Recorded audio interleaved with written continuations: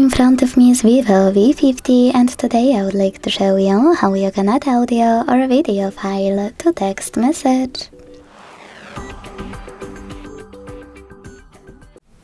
Begin by launching Messages app and selecting or creating a chat.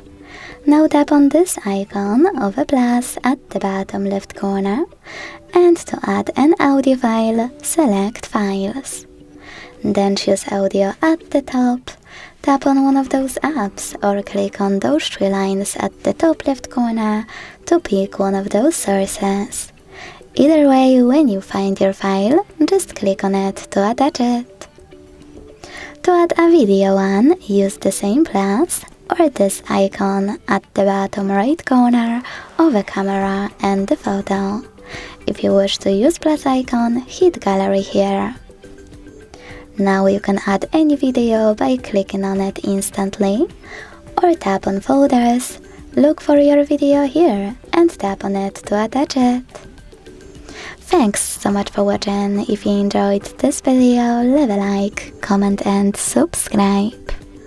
Bye!